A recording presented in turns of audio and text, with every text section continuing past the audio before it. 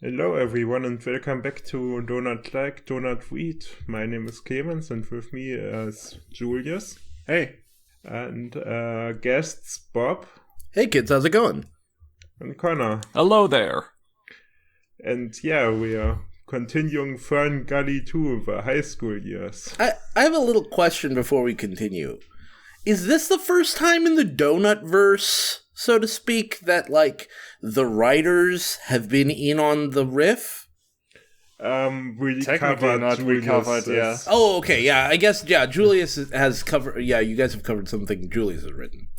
Okay. But we're a tag team of behind the scenes. Yeah, whoa.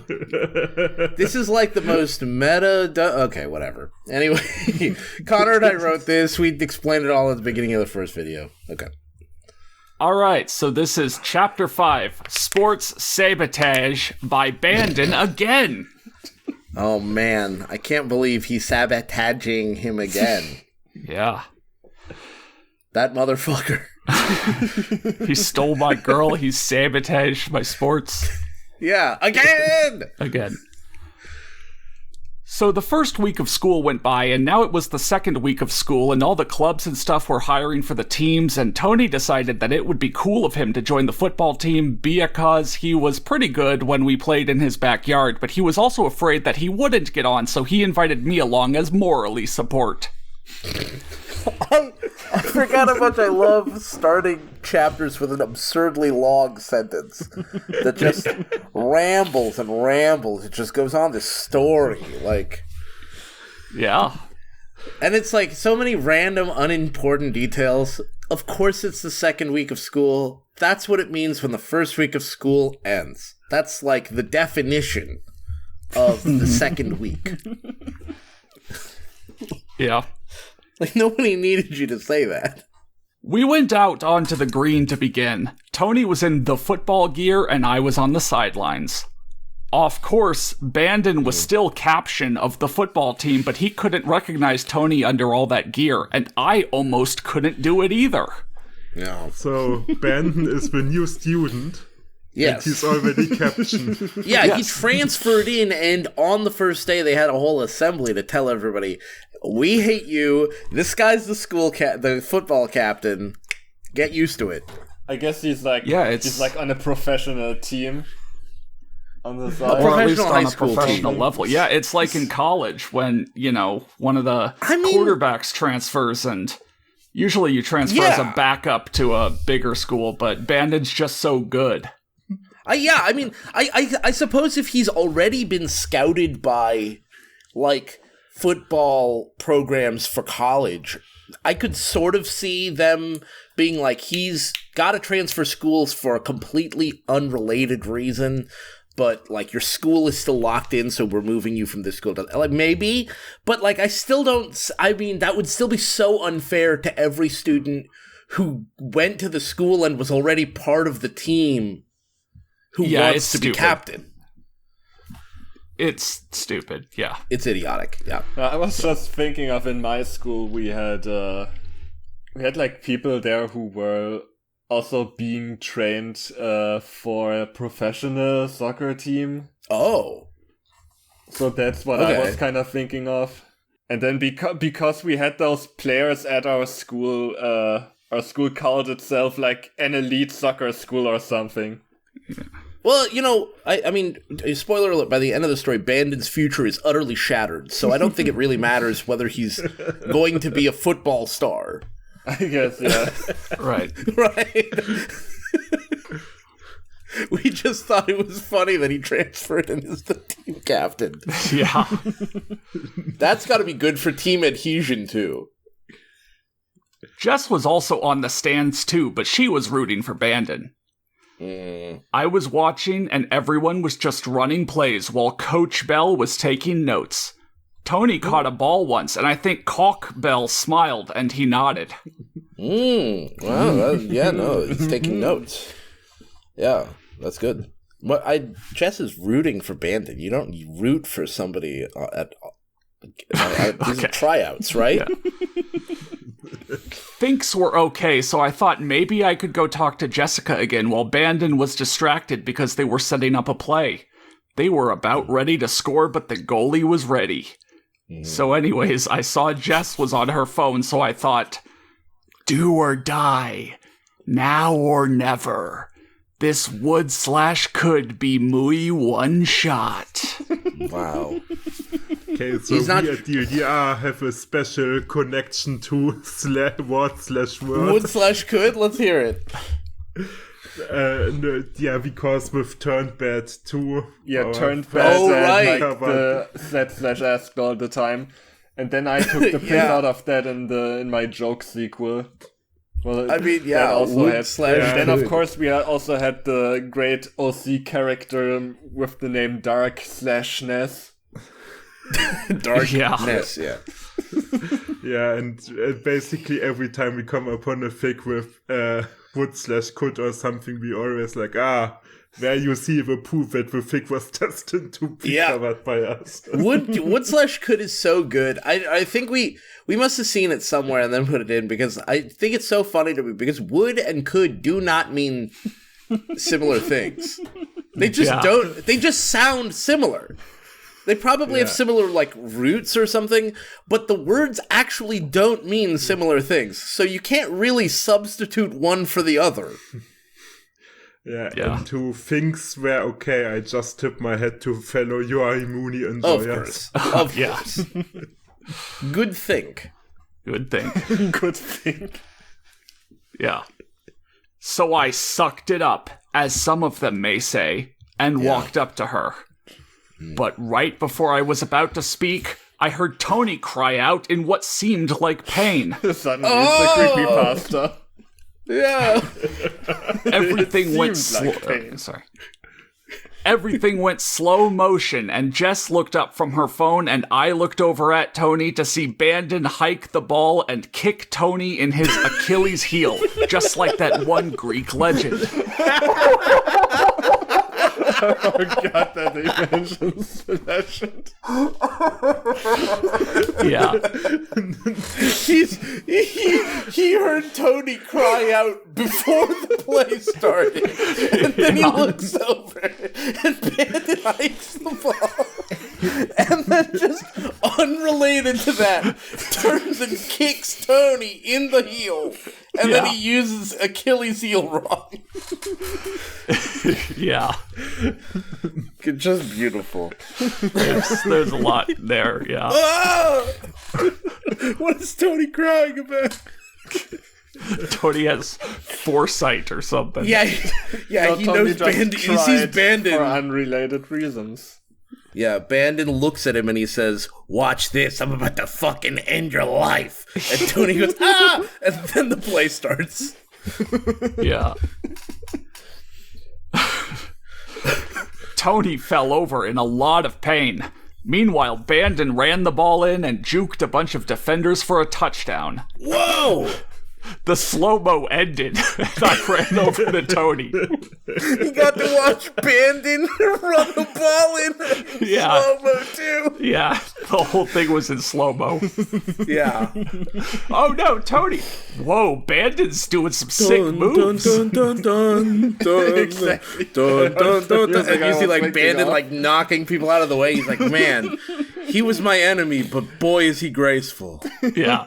Yeah, I recently watched videos about Right to Hell Retribution, and one of the complaints was the slow-mo and the driving segments last way too long. I mean, when you've got slow-mo, you've got to use it, dude. Yeah, he went into bullet time and just didn't go out of it until he ran out. Yeah. I mean, did you ever play the first Fear? When you have bullet time, you kill all the dudes, but there's nobody left, and you're still in bullet time? You don't turn that shit off. You just walk through the room in slow-mo. Yeah. I crouched next to Tony as Coach Bell walked over. Wait, I'm sorry. Just one more thing. He really, in slow-mo, watched Bandon run the ball in instead of looking at his friend who's in pain. Yes. Exactly. Okay. Okay. I mean, Tony is a side character and Bandon is the main antagonist. That's true. That is true. Yeah, well, Coach Bell has this to say. I feel like what with with what we've so far seen with the dynamic between Fern and Tony, this is totally in character. Yeah, actually. Fern doesn't pay attention to Tony at all. Coach Bell says, "Hey, you get your lazy bum up. What are you doing taking a nap like that?" Not a question. Bandon also walked over and just laughed as Tony rolled around. We're playing football here. We're not just making snow angels. Why don't you leave if you don't want to play? "Yeah," said Coach Bells. "If you're not gonna play, you're kicked off the team, and I'll make sure you're banned from every sport in this school." Coach Bell was head of the athletics program, so he could do that. Of course. And there it is. There it is. Fern could do anything to advocate for his friend right now. He's standing right there. He's literally next to Tony. And he just watches this happen. Yeah. What the shit is, we're playing football, not making snow angels. He was in the play. Yeah, no, they knocked Tony over and then just ripped him, basically. They criticized him for playing football badly and said he can't play any sports now. Yeah. As I stared at Bandon as I helped Tony off the field. I can't believe you would do that, he said sarcastically. Well, I think we wrote that to be ambiguous who he is. Oh, because Bandon could be saying, "I can't believe he would do that," sarcastically about Tony. And Tony's saying, "I can't believe he would do that," and UB147 doesn't know what the word sarcastically is. Or Tony totally knew Bandon was going to bully him. Or possibly the third way, yes. Yeah. The only person who can't be saying it is Fern. Right. Well, okay, we'll see. We'll see how Fern helps Tony out here. Yeah, I guess, Fern does have an opportunity to help Tony. All right. Tony needed to get a ride out to the hospital, so I called my dad and he picked both up. We dropped Tony off at the hospital where his parents would meet him, and then my dad and I drove back home. Yeah, we just dropped him off. Yeah. I'm sure the ER nurses will take care of him. Yeah. Does anybody know his insurance? They dropped him in front of the doors to the ER, pressed the bell, and ran away. Yeah. Yeah. It's like Crazy Taxi. He's got to get to the next person. He's got to get home. Mm-hmm. On the way, my dad turned over to me and asked, "Haha, hey kiddo, so how was your day?" "Haha, hey kiddo." Yeah. Yeah, so there's this guy called Bandon who's a real jerk, but his girlfriend is really hot, and I almost talked to her. That's a really good summary of what happened, especially the part where Tony got maimed. Yeah. You drove him to the hospital. Well, that's included in the part. Bandon is a real jerk. I guess so. You didn't need to specify that. I know how tough it can be, kiddo. When your mother and I first met in high school, it took me a long time to work up the courage to say hi. She also had a boyfriend already, and I knew I had to be even better than him. How I won her over, well, that's always another story. But anyways, I landed the girl of my dreams. What kind of fucking advice is this? I know how tough it can be. And then he starts talking. What is this shit? I had to be even better than him. And then how I won her over, well, that's another story. Anyways, I thought I landed the girl of my dreams. Yeah. Then I found out later what a bitch she was. Oh. What are you talking about? Well, I rolled my eyes when he mentioned Mom. He saw that and laughed. But you know how that turned out. Haha, kiddo. Hey, you want and ice cream sundae? It's on the house. We went through McDonald's and ate our ice cream, went home. Yeah, see, you know how that turned out. Yeah. And then you know how that turned out. And then they go home with the ice cream. Great. Mm-hmm. A/N. hey guys, so I hope you've enjoyed my story, but I see I don't have any reviews. That makes me sad. So if you want more of this story, then sorry.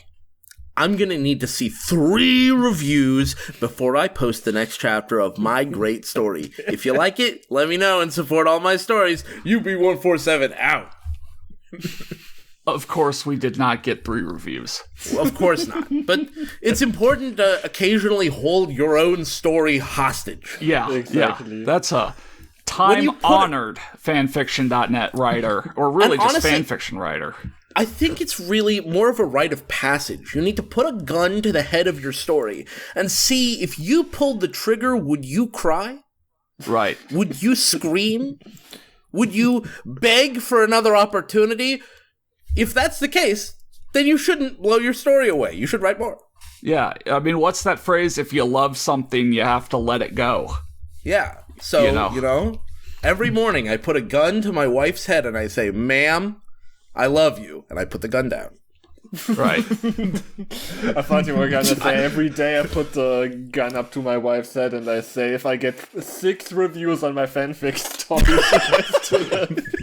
Holy shit!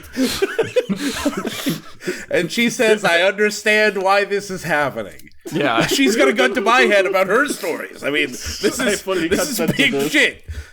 Guys, I need to see 6 reviews or I'll commit murder. Yeah, this is fully this is a part of our marriage.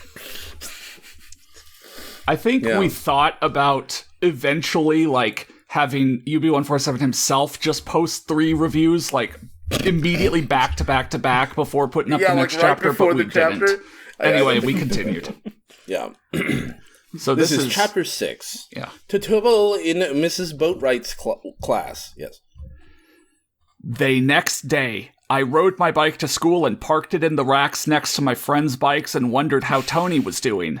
He didn't call me or anything last night, so I was kind of in the dark.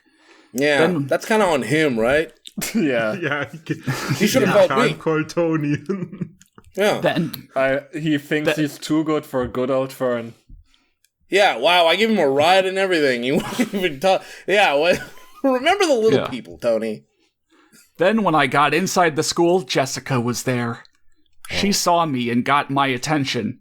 Even if she wasn't trying, she would have got my attention. Her blonde hair was shining so bright, it was like the streetlights in a Drac night sky.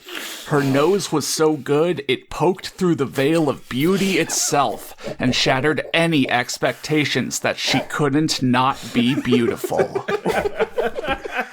You gotta love that kind of... he's really trying to be flowery. Yeah.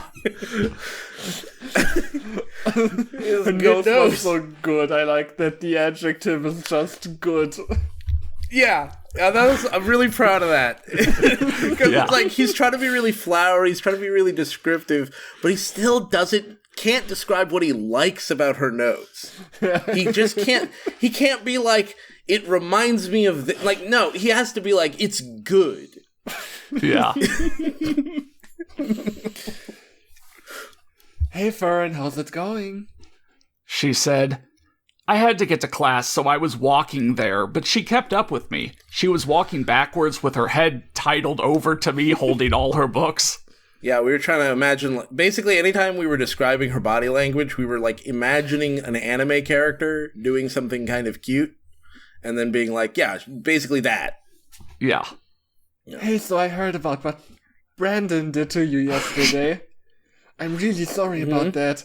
Bandon can seem like such an asshole sometimes. Seem like it, yeah. Yeah, what he did to you yesterday, he can seem like an asshole. Got it. Great. Just like Tony seemed to be in pain. Yeah. Yeah. I mean, you can't be sure. You can't be sure. You're not a mind reader. You can't be sure. I nodded. That was incredibly uncalled for.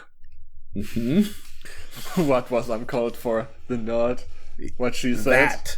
That. What she said was kind of uncalled for. Kind of. A little bit. You know, you're a really nice guy, and I hope you do well this year. Let me know if I can do anything to help. This is really, like, such a lukewarm... She really nothings you, Fern. Which is fine. She doesn't have to like you. I mean, Fern's nothinged her back. Yeah, he's hey, nothing. Fern, how's it going? He just walks on by. She's trying to talk to him. He just keeps on walking. He's like, he nods, but who knows if she's just trying to, like, connect to him at all. Yeah. And then he's just like, I guess. Right then, I was in front of Mrs. Boatright's class where my first period was. I guess this is my stop, I said. Like they're getting off the bus. Oh my god! This is the worst. This is anti-Riz. just try something, say anything. You want to make a connection with this girl. Say anything. Even hello. I don't know, man. Okay, whatever. The way he worded it makes it seem like it's still bust up inside the school. Yeah, he's just like, I guess this is my stop. Like, we're just headed in the same direction, and here I am. This is such a big high school. They have an indoor bus, I guess. Yeah. It's kind of an Americanism. People do that. People say that in American colloquial speech, too. Like, if you're walking in the same direction, like, if you and I were walking through the parking lot and my car was before yours, I'd be like, oh, this is my stop. Okay. Yeah. Yeah. Said Jessica and ran off. I smiled again, then entered class. In the class was my friends, Tony, Ralph, and Patrick. Patrick was sitting across the ROM from where he normally sits, next to someone I didn't know at all, but I guess was Patrick's new best friend. And also Patrick was smirking at me. I guess if he has a problem with me, he can come talk to me instead of doing it behind my back and telling all my secrets. I forgot all about this subplot. Yeah. He just has this real life shit that's sort of leaking its way into the story. Yeah. It implies that, something's going on in real life, so Fern just sticks it in the story. Yeah, because, like, these are named after his real life friends, Tony, Ralph, and Patrick. So, like, when Patrick's sitting somewhere else next to someone who I guess is his new best friend, if he has a problem with me, maybe he should talk to me. It's like, whoa, what the fuck are you talking about? Later on, I think Patrick, we gotta. Oh man, I forgot all about Patrick's new best friends. We should call back on that. Yeah, I mean, we introduce someone/something that's a little higher priority on the friend/anti-friend scale. Yeah, that's true. Usually the word would be enemy, but I like that you said anti-friend. Yeah. But I looked over, and Ralph was talking to Tony, who was sitting down but had these two crutches, and his leg was wrapped in a cast/brace. Not a cast like the social class. Got it. Yeah. I guess that's why he wasn't standing. Yeah, I guess so. He's using crutches and his leg is broken. Oh my god, fuck, I forgot about this. Wow, Tony, that really sucks. They couldn't do anything more? Asked Ralph. Yeah, man. Syad Tony. Apparently, that's apparently. Apparently, this is all they could do without knowing my medical information. Oh. So what is his parents... Did they not give it to them? His parents didn't show up. They didn't show up? They didn't show up. He had to get an Uber back home. Both of my parents failed to show up to my birth. I mean, this is the world really gives Tony the beans. Yeah. Oh, and you'll definitely see that here. Then Mrs. Boatright came in to start the lesson. All right, class, sit down and shut up now. Who can tell me how a semicolon? But yeah, they were working on classic literature like last week. Now they're working on semicolons. Yeah, she's rushing into the room and saying, "Shut up and sit down." What does a semicolon do? But then she got too close to the front row and her foot got caught in Tony's crutches. She tripped a little bit and fell to the floor, pulling Tony right out of his seat and onto the floor also. A couple people snickered, but I was too choked for words. Tony, yeah, that's the reason Fern didn't say anything about it. Tony tried to apologize, but Mrs. Boatright cut him off.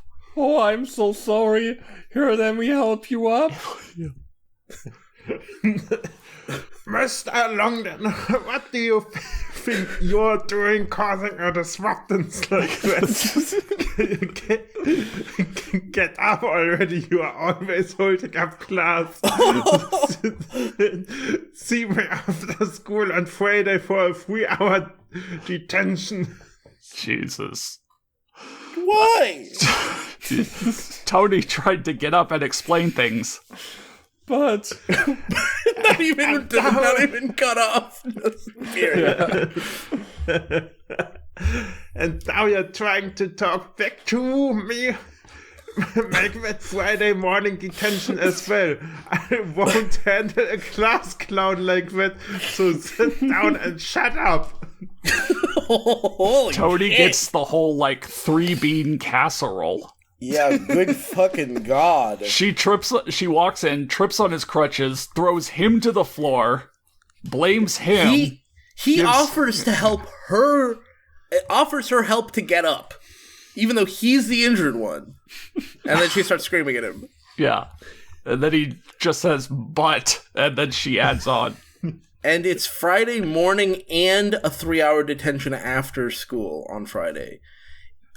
Yes. I don't know why she wants to spend this much time with Tony.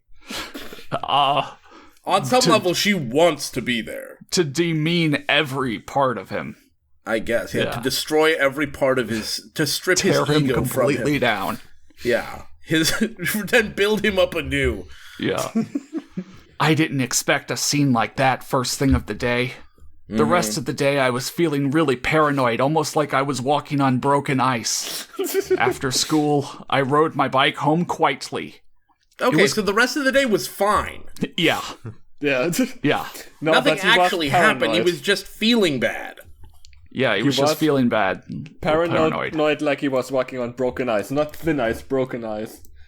Yeah, it's fucking broken, dude. I don't know what he's paranoid about. It's fully broken. After school, I rode my bike home quietly. It was kind of gray outside, like it was about to rain, but it never did rain. I hated this kind of weather. I'm sure you know by now that I really love the fun in the sun. If you don't, well, I just told you. Okay, well, yeah, now we know. Thank you. Yeah. I opened the door and my dad was sitting on the couch playing Titanfall without his shirt on. It looked like he was in the middle of something really serious. He was leaning forward all intense, and I don't think he heard the door. He had a plate of spaghetti from the Italian we bought last night and a beer on the couch next to him. A piece of spaghetti was even on his chest. I thought it was kind of funny that he was so into the game he didn't notice that. A/N, like father and son. Sometimes I get distracted by stuff and spill food too, lol, XD. Well, fuck you, Luigi. Sorry, I just said to. Before we move on, do you guys have any feelings about the dad so far? Because this is the first time we're seeing him kind of in his element. Well, I guess he's a full-time gamer. Yeah, I mean, just kind of think about it. Fern gets home from school, it's like 3 o'clock. You know, the dad is sitting shirtless with a beer and spilling Italian food on himself. Yeah, and playing Titanfall, like in the middle of the week.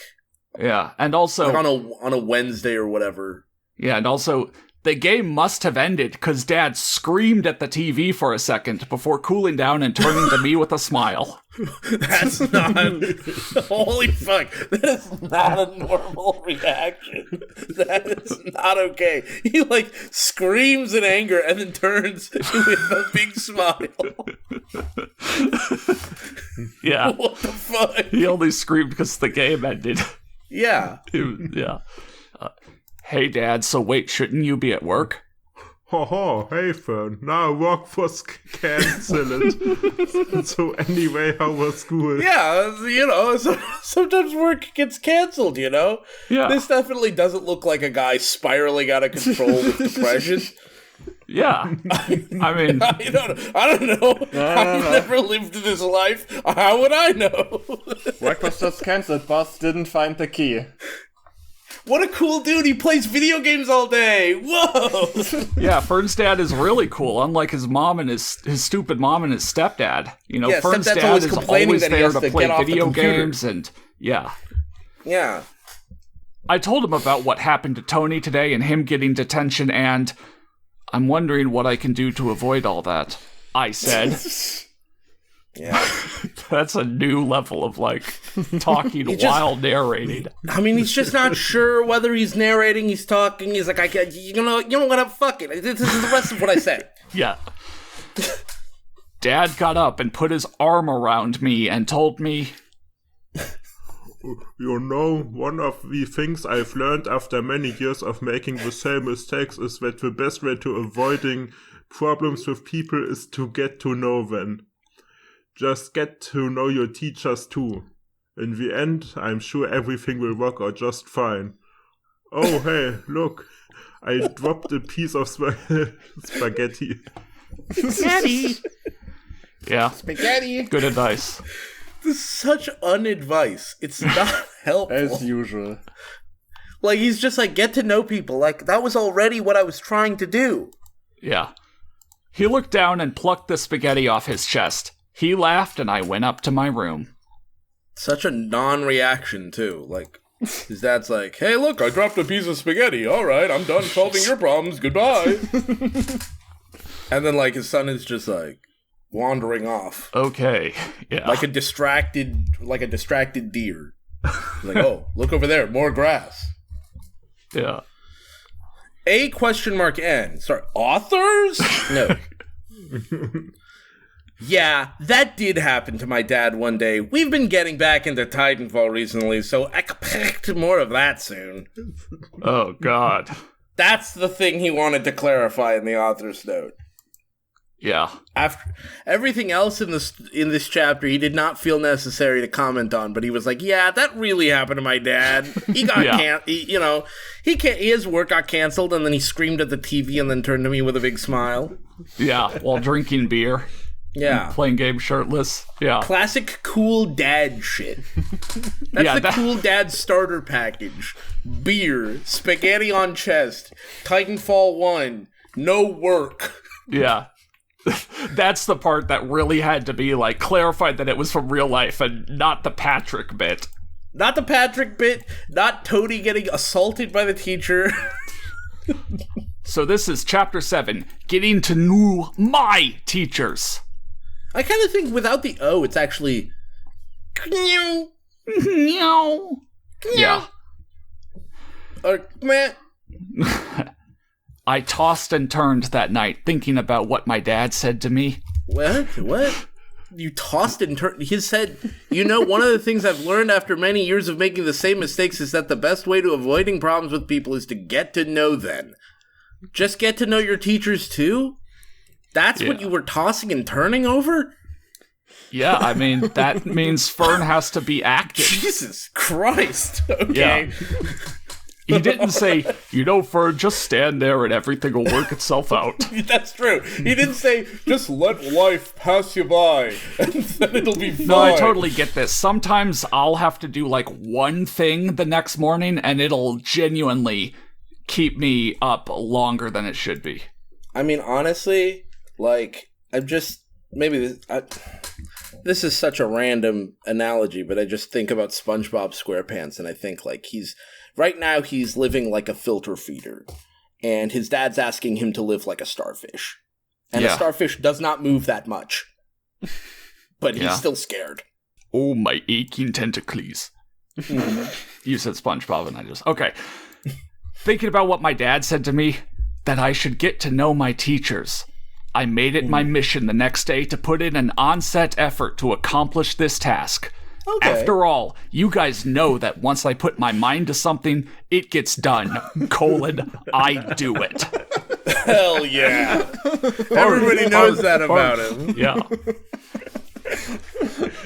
I think we really were implying that, like, the Fern Gully one here would have been like a junior detective mystery or something. Like, we were pulling quite a bit from Beanpole from Night Watcher. Beanpole, Night Watcher, yeah, like he had Hardy these Boys asides vibes. that reminded you that he was like a junior detective thing. Yeah, because like in Night Watcher, he wasn't a detective at all. He wasn't a journalist at all, because the story wasn't about that.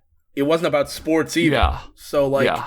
You know, he just had to keep reminding us that it was happening in another story. Right, so Fern keeps having these asides about his characterization that he totally has, but then it's just a high school story.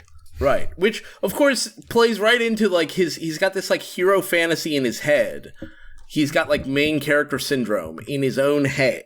He thinks he's the main character, but then, like, he's walking around through his real high school life and not interacting with people. I rode my bike to class that morning thinking it was a bright new day. I was feeling so energetic and upbeat that I popped a small wheelie. Whoa. Holy shit. I got there 20 minutes before school started and went to find some of my teachers. All right. I tried to find my science or philosophy teachers, but neither of them were in their office. Oh. Oh well, all the kids were showing up and it was time to go to first period. I guess I'll try later. Okay, well. Yeah. All right. You put in an onset effort. Yeah, there it is. There's the onset effort. English was okay. Nothing much happened. Although I did notice that Tony had stitches. Sorry. Has stitches now. Man, I guess he took quite the fall yesterday. After class. Okay, hold on. I forgot about that. After class, when the rest of the kids left, I went up to Mrs. Boatright's desk to talk to her about how my dad wants me to get to know my teachers. Yeah. Hey, so... Get out! Oh my fucking god. She yelled and slammed her fist down. I turned around and left quickly. Why would you start with this I mean, you tried to start with science and philosophy. Yeah. I dragged my feet as I walked to my next class. I couldn't believe how badly this was going. I wanted to get to know my teachers, but what if they didn't want to get to know me? Quotation mark. I was feeling down in the dumps when I got to math class, and my math teacher definitely noticed. Hey, Fern. He said. Buddy, what's wrong? I sighed. Before I got a chance to answer, Mr. Armenta put his hand on my should and said, Here, tell you what. Stick around after class and we'll talk about it. Nice. I went and got real my teacher seat. Who cares? Yeah. Man, my math teacher is so cool. That class, we did some math for a little bit, but spent most of the time playing games on the smartboard. Yeah, he didn't even teach us anything. Okay, so that reminds me of a story of from my school, which was like middle school and high schools, because school system is different in Germany. But we were like the one class that had a smartboard. So on a day of open door, Julius, do you know the appropriate day? I don't know what it's called in English. I mean, open door day kind of makes sense. Yeah, you can go to the other classrooms. Yeah, okay. So we were the one class with a smartboard. Yeah, and we closed the door to our classroom, hooked up an Xbox to the smartboard, and just played Halo. Nice. Fuck yeah, dude. Hell yeah. On the last day, last day of my senior year, my real Mr. Armenta, my real calculus teacher, he set up the smartboard and we played shmups on like cool math games. So because it was like a touch screen, we could like do the like shooting and dodging and stuff by just touching the board. It was really cool. Yeah. So my friend, when we were in, like what Clement said, the high school equivalent, I guess, but he made this little like program and put it just on the desktop on the smartboard, and if you clicked on it, it would make the Basically, it would make the mouse bug out and go to one of the corners of the screen. Oh, that's fun. He called it something like admin config or something that sounds important. So no one would want to delete it. I think we the classic one we used to do in middle school...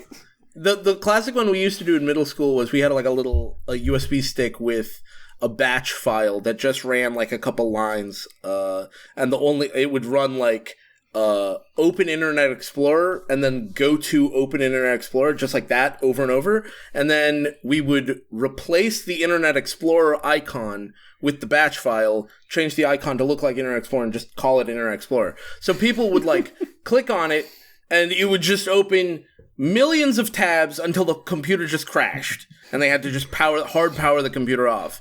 And we did that in middle school quite a lot, and it was a real problem. Yeah, I guess I don't have a good ending to that story. It wasn't as extreme. Well, let me say, you guys know that, after all, once I put my mind to something, it gets done. I do it. Yeah. Yeah, his little program, we used it once. We activated it before class, and the teacher saw through it, I think, basically immediately, and was like, very funny, deactivate the program. And then I think we didn't use it ever again, but it just... Sounds like you have much more intelligent teachers than I did. I guess it was later, so they were more used to stuff like that. You know what, that's fair, yeah. But the program just kept chilling out there, I think. Maybe Legend says it's still there. It's only tangibly related because we hid behind the smartboard. But we were not allowed to stay in the classrooms during breaks. And one time we did it, and I was kind of behind the smartboard with another guy for some reason. So when the teacher came, we just went into the corner and we weren't noticed. But when another student was like, Clemens, Dennis, come out now. And we were like, for fuck's sake, why? Why did you track us two down with you? I don't know, man. Sometimes people are just snitches. Yeah. Okay. All right. Post your great school stories in the comments. In fact, send your great school stories to me in Discord, and I will, if they're stupid enough, I'll try to incorporate them into Fern Gully 3. Yeah. We've still got high school related chapters in Fern Gully 3. Yeah. Stuff to write. So, class ended, and I went over to the math teacher like he asked me to. Okay, Fern, so what do you want to talk about? Well, Dad wants me to get to know my teachers. Alright, well, what do you want to know about me? I like Star Trek and Star Wars. Hey, what did you think of episode 7? I saw that opening night. For music, I love Muse and fun. And I play guitar in my own band. I have a couple tracks online. Oh yeah, and I play competitive rock, paper, scissors. Sorry, couldn't say that without laughing. Oh, and I've been really into Titanfall too. This is great. This my is like a dating profile. Yeah. Or just random shit you like. Well, I mean, all Fern said was Dad wants me to get to know my teachers. He's gotta just throw things to the wind and see what sticks. And I guess so, yeah. Yeah, what stuck was my eyelids raised when he said Titanfall. I think he noticed me doing so. Oh, hey, you also play Titanfall too? He said. Here, I'll give you my gamer tag. A/N, I won't give you my teacher's real gamer tag, lol. Hit me up if you're up on Titanfall or Halo 5. See you around, Fern. Mr. Armenta wrote his gamer tag down and gave it to me. I shot up and left the room with a smile on my face. Fern is really amazing at not doing anything. Yeah. He just drifts through life like a jellyfish. Yeah. I don't think we had teachers that played on Xbox Live or PSN. It would be so inappropriate for a teacher to become share their gamer tag with that's not okay. Yeah, no. Okay, so another story, we played Minecraft on a Hamachi server online, so my friends could basically log in with any name. Oh. So one time they pretended to be a teacher. Oh my gosh. On the server, and I fell for it like an idiot. You were like, wow, this teacher's so cool. He knows how to get diamonds. Yeah. Yay! Yeah. After class needed that day, I went home. A few hours later, Dad got back from work. I was sitting in the kitchen eating a ham and jam sandwich. Yeah, I know it sounds gross, but one day my dad and I ran out of food, and there were only ham and jam and bread in the fridge, so we tried it, and it ended up being pretty good. You should try it too. Ham and jam. Yeah, I think this is the first ham and jam mention. This was the original ham and jam mention. I think we referenced this in True Bloods when we mentioned ham and jam there. But the ham and jam sandwich, have you ever tried one, Connor? I have not. No. So since we wrote this, I've met people who put like grape jelly on their McDonald's sausage biscuit. Yeah. And that's kind of similar to a ham and jam. In theory, I would think. I mean, it's like a meat and a fruit jam. To be honest, I don't know what the difference between jam and jelly is. I think jam is made of the fruit or something. Jelly doesn't have the pulp. Okay, well, Jelly's the ham and jam sandwich, the ham and jam would be called something else if there wasn't the word ham. It would be called the pork and jork or whatever. Yeah, we just thought it up because they rhymed. Like the only reason it came together is because it would be like the clam and jam sandwich instead, which actually sounds even worse, much worse. I know there's some people who put like Nutella and then they put bologna on that. And then they put cheese on top. That sounds terrible. Also known as the absolutely awful. Toast. You want to hear something that's also absolutely awful? When my brother was a little kid, he did not know that when in the commercials, when they're making pancakes, that's a little pat of butter that they put on top.